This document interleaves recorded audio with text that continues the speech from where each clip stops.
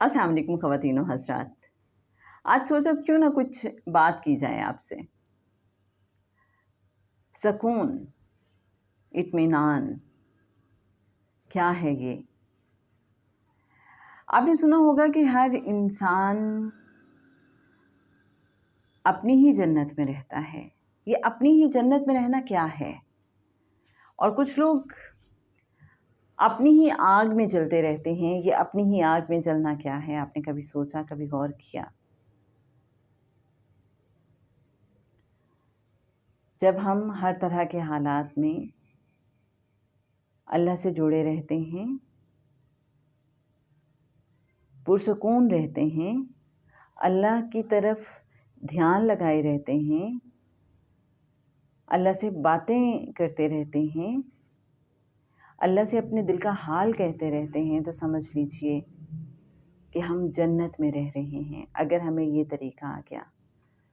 اسی طرح سے اگر ہمارے دل پاک ہیں ہر طرح کی منافقت سے، اگر ہمارے دلوں میں کسی کے لیے حسد نہیں ہے، اگر ہمارے دلوں میں کسی کے لیے کینہ بغض نہیں ہے، اگر ہمارے دلوں میں کسی کے لیے نیگیٹیوٹی نہیں ہے، ہم دوسروں کو معاف کرتے رہتے ہیں، تو جان لیجئے کہ ہم جنت میں رہ رہے ہیں.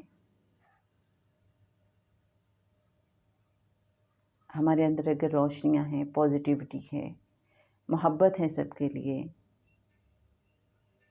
یہی ہمارا سکون ہے اور یہی ہماری جنت ہے. اور اگر ہم دوسروں کو معاف نہیں کر پاتے، اگر انتقام کا جذبہ ہمیں ہر وقت ری تھنکنگ کراتا رہتا ہے، اگر ہم دوسروں کے بارے میں نیگیٹو سوچتے ہیں،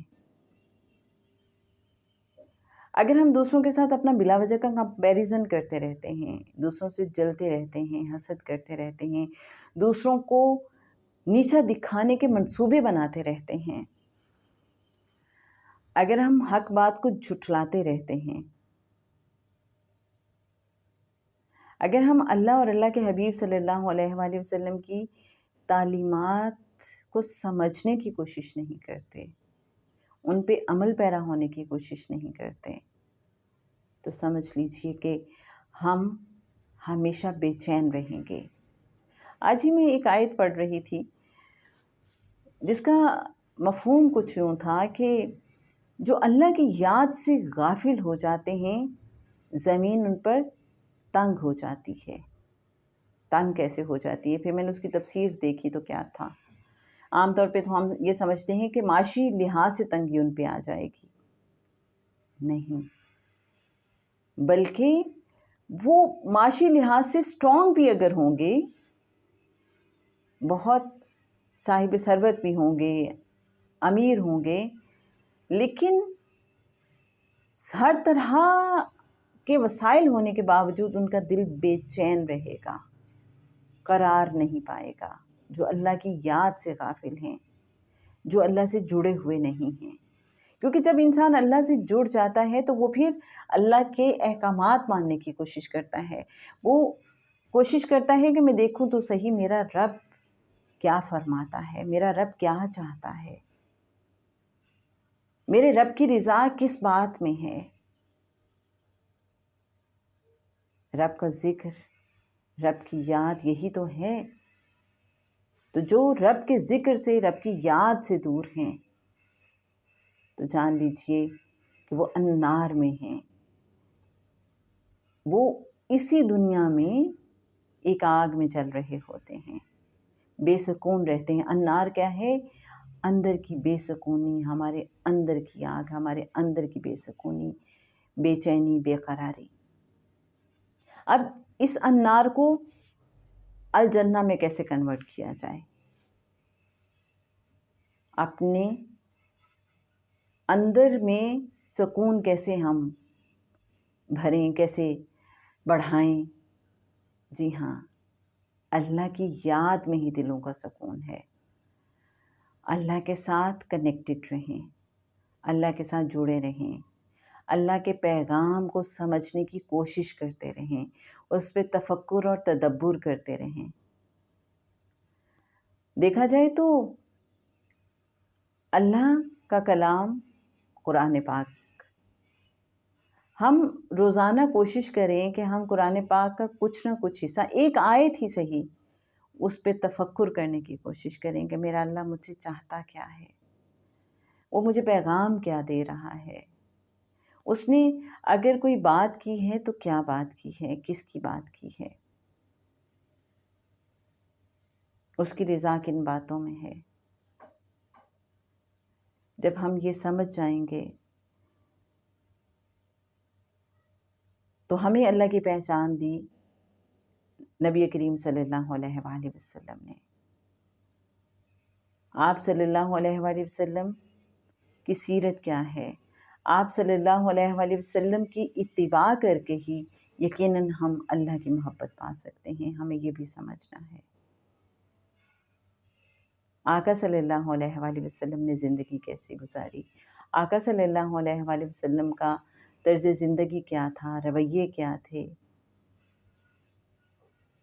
دوسروں کو معاف کیسے فرمایا کرتے تھے آقا صلی اللہ علیہ وآلہ وسلم، جانی دشمنوں کو بھی معاف فرما دیا۔ فتح مکہ کے موقع پر فرما دیا کہ آج کسی پر کوئی مواخذہ نہیں ہے، کہ وہ لوگ کہ جن کی وجہ سے آقا صلی اللہ علیہ وآلہ وسلم اپنا وطن چھوڑنے پر مجبور ہو گئے تھے، مکہ چھوڑنے پر مجبور ہو گئے تھے، مدینہ ہجرت کرنے پر مجبور ہو گئے تھے، وہ لوگ جو اتنی تکلیفیں دیتے تھے کہ کبھی اوجڑی جس کا اتنا زیادہ وزن ہوتا ہے وہ آقا صلی اللہ علیہ وآلہ وسلم کے اوپر ڈال دیتے تھے۔ کتنا مشکل وقت تھا، اور وہ لوگ کہ جو طائف میں پتھر برسانے والے تھے، اور اس حد تک کہ آقا صلی اللہ علیہ وآلہ وسلم کا جسم لہو لہان ہو گیا اور جوتے خون سے بھر گئے، اور آقا صلی اللہ علیہ وآلہ وسلم نے ان کے لیے بھی دعا فرمائی۔ اور وہ لوگ کہ جنہوں نے قبیلہ بدر کر دیا آقا صلی اللہ علیہ وآلہ وسلم کو، کہ آپ صلی اللہ علیہ وآلہ وسلم واپس اپنے ہی شہر مکہ میں داخل نہیں ہو سکتے تھے جب طائف سے واپس گئے ہیں۔ کس وجہ سے؟ کیونکہ قبیلہ بدر کر دیا گیا تھا۔ ایک طرح سے قبیلہ بدر کرنے کا مطلب تھا کہ آئیڈینٹی چھین لیا جانا۔ قبیلہ بدر کرنے کا مطلب یہ تھا کہ اب اس شخص کو جو چاہے غلام بنا لے، جو چاہے قتل کر دے، کوئی قصاص طلب نہیں کیا جائے گا، اور جو چاہے جیسا بھی سلوک کرے کوئی نہیں پوچھے گا۔ رائٹ؟ تو آقا صلی اللہ علیہ وآلہ وسلم نے ان سارے لوگوں کو معاف فرما دیا جنہوں نے اتنے ظلم و ستم ڈھائے کہ شیب ابی طالب میں رہنے پہ مجبور کیا۔ مشکل، بہت مشکل وقت۔ تو آقا کی سنت تو یہ ہے کہ بس معاف کرتے چلے جائیں، اور جو معاف کرتے ہیں وہ ہمیشہ پرسکون رہتے ہیں، ان کے اندر ایک جنت ہوتی ہے، وہ اپنی جنت کے اندر کی جنت کے مزے لوٹتے رہتے ہیں۔ اور جو معاف نہیں کر پاتے، جو دوسروں کے لیے گڑھے کھودتے رہتے ہیں، حقیقت میں وہ خود جہنم میں رہتے ہیں، اپنی ہی جہنم میں۔